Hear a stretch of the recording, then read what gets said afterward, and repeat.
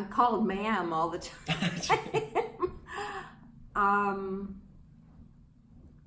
And he was telling the story about he was jogging up Sand Hill Road and waiting for a car to allow him to go across 280. And one car finally stopped, and then the fellow waved him on and said something and ended up with "sir." So we're getting more of those. But probably when it comes to going to Costco, it's easier for me at this point in my life to get help in loading my car, with all these heavy things like, the big bags of potting soil and stuff like that. But for the most part,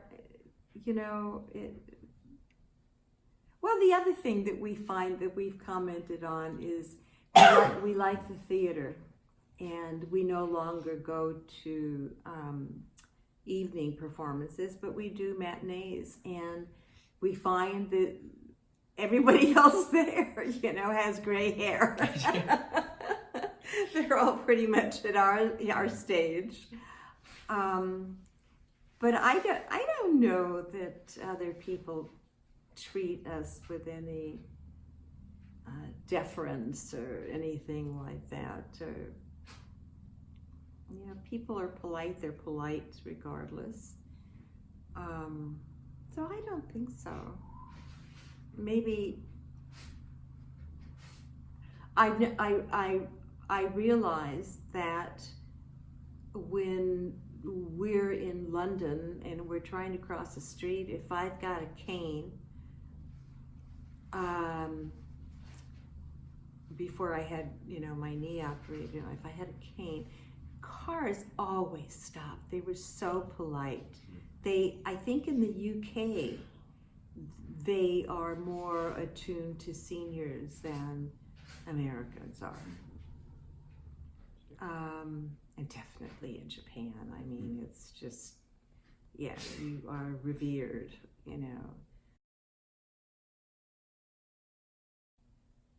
I belong to a book group. After we came back from Japan, another woman and I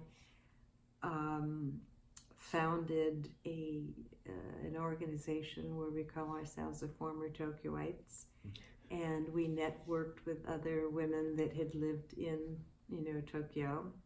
And we have a book group that's a spin-off from that, and we read books that are either written by Japanese and translated, or Japanese - Americans, Canadians, whatever, and then we had difficulty finding more books, and so we kind of expanded to China and then Korea, and now we're pretty much all over Asia. We'll read any of their books. Still prefer Japanese books, but and when we get together, it's like being back home again, because we all have this basic understanding of what it was like to live in Japan and our experiences, and we laugh about them, and we can recall places and things, and it's just like old home week, It's a very comforting group to belong to, and so there's no limit to the challenges. Are you guys reading something currently? We are. We had our last book group meeting that we combined with a visit to the Asian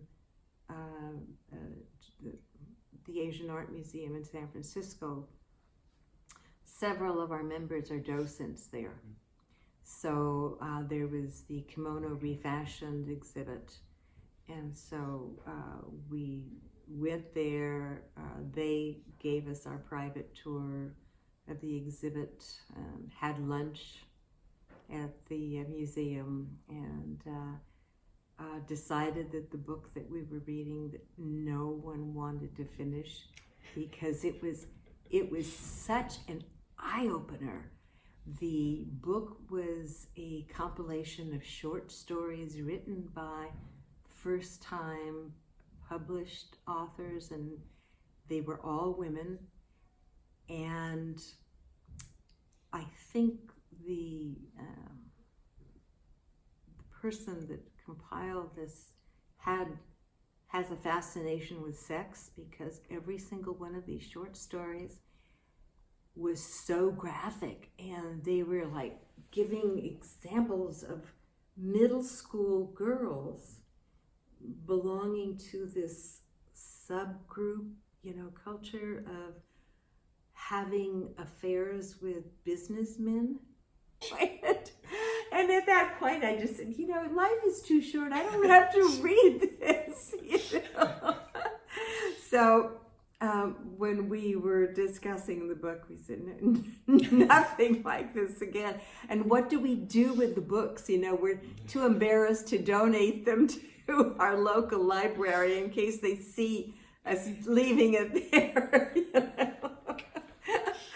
So we've had a good laugh about that. We have chosen another book that is difficult to find. So I've ordered it through Amazon and it hasn't come. It's a third-party seller. So I'm waiting for that one. And I'm sure it will not be a sexy book. Yeah, so we keep very stimulated. And we walk the dog at our park, every afternoon at 5. And that's when we meet our neighbors and introduce to Yoshiko.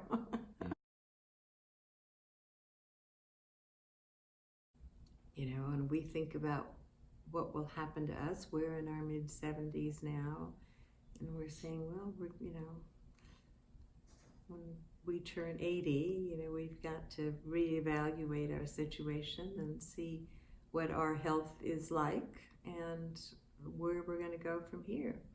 And then on the other side of the coin, we have a daughter that is now married and has a wonderful little guy, and they live in Dubai. She's been living in Dubai for more than 5 years and met her husband there. He's a Brit, and they don't know what their next stop is going to be. She works for Estee Lauder there.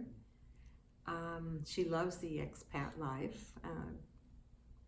We introduced her to it. We brought her up as a global citizen, and now we're paying the tax on that, We want to see our grandson, and yet it's a 16-hour flight from here to Dubai. And it's expensive for us to go.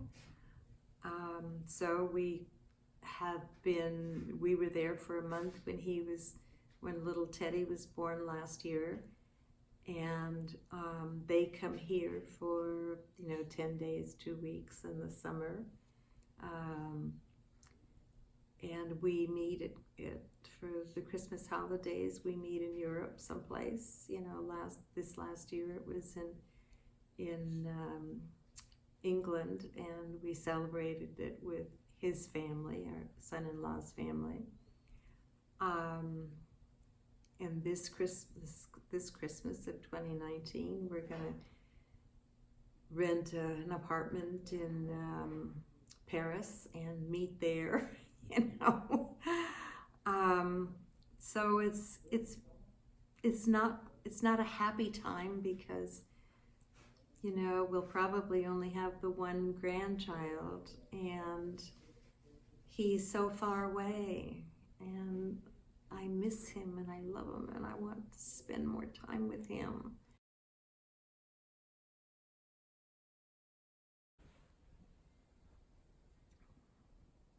I wish that I had had the experience of, I regret that did not have the opportunity to have the experience of being a full-time student at the time when most people do. But on the flip side, I enjoyed having the life experience that I had when I went back to school. What's something that you're looking forward to later in life, and what's something that you wish you had more of now? My grandson. He's my primary focus. I want to spend more time with him. It's exciting to watch him develop, and wishing that I knew I had, 20 more years of life left to watch him, and yet I don't want to be the age that it would take, to get to that point. I don't want to be 100 and just be breathing,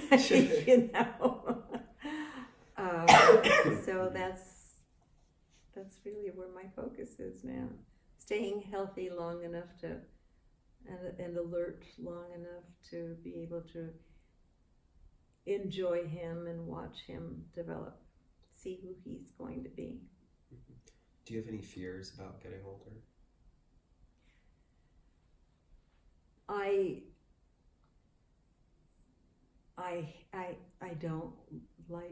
don't like to think about what life would be like all by myself. If my husband should go before I do, or if, God forbid, anything happened to my daughter, her husband, or their child, that would just be horrible.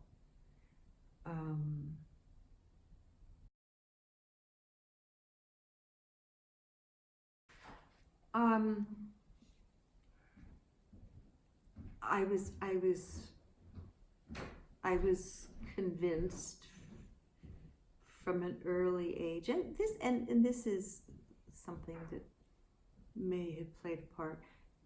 My mother told me that I acted more like a man than a woman because I was very strong-willed and opinionated, and I knew that I was going to be a career person, and education was very important to me, and I was willing to work, until I finished my degree and then had some other training. Education has never taken a second seat with our daughter. It was a number one priority, and we told her from the very beginning that getting her master's, we expected that she would get a graduate degree in something, whatever she chose. And she did. So, that has never changed. That has always been a number one priority. Our work ethic is the other thing, another priority that's never changed, and that's been passed down to our daughter. And then, the strength of the core family values. And, our daughter, I was also sort of one of the early women that did not marry until I was 32. I was not ready, and didn't have my daughter until I was 38. She's 37. She married when she was 33. So the work ethic and the family values have been very strong. Sylvia Dickinson, and I was born October 23rd, 1942.